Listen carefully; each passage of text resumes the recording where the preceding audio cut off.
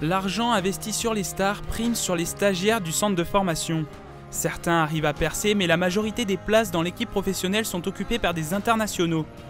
Représenter Toulon dans le rugby est une épreuve difficile pour tous les jeunes. La plupart sont mis de côté par le RCT car ils ne sont pas au niveau.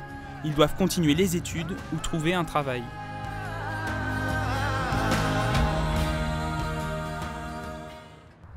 « 9h, Anthony Viard arrive au bureau du service des sports de la base navale de Toulon. À 23 ans, il fait partie de ces jeunes oubliés du RCT. Après avoir quitté le centre de formation il y a un peu plus d'un an, il a fait des études de sciences et techniques des activités physiques et sportives. Aujourd'hui, il est employé par la Marine nationale, direction la piscine pour la surveillance baignade. Obligation de faire des rondes sans arrêt pour surveiller la vigilance de tous les nageurs. La formation du RCT a malgré tout servi à Anthony. En plus d'être employé, il joue pour l'équipe de France de la Marine nationale. Il continue à exister comme rugbyman, même s'il regrette le rugby club de Toulon. Le rugby club toulonnais, pour nous, c'est l'emblème phare, que ce soit sportif et médiatique, on va dire, en ce moment.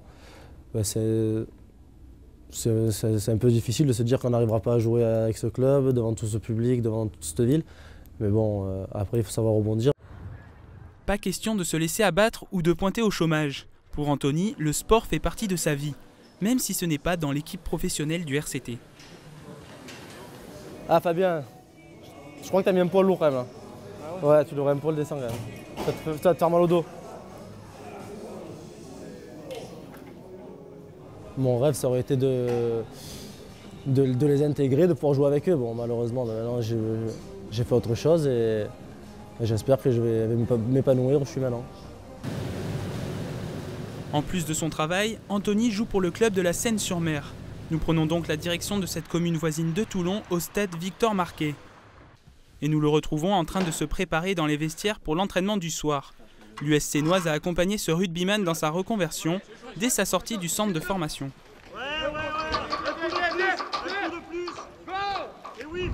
L'avantage qu'on a, nous, si vous voulez, c'est qu'on leur emmène derrière un emploi, quoi. Enfin, on leur fait changer un petit peu leur optique du monde professionnel de rugby qui entre guillemets, n'est pas accessible pour eux, au moins le jour où ils doivent quitter ce monde-là.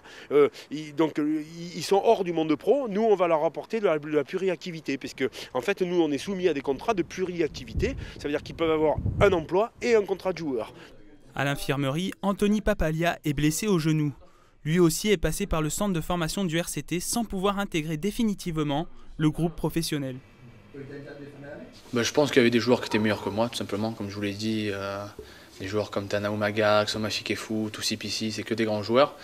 Et à l'époque, je pense que le club n'était pas dans une position pour faire jouer les jeunes, quoi. C'était pas le meilleur club que ce soit de France ou d'Europe. Donc c'était compliqué d'intégrer des jeunes. L'US Sénoise est en Fédéral 1, la première division amateur. Elle accueille souvent des jeunes n'ayant pas trouvé leur place au RCT. Cette saison, sur 35 joueurs, 7 ont été formés à Toulon. C'est donc une chance pour la Seine de profiter de la formation toulonnaise pour peut-être un jour accéder au niveau professionnel.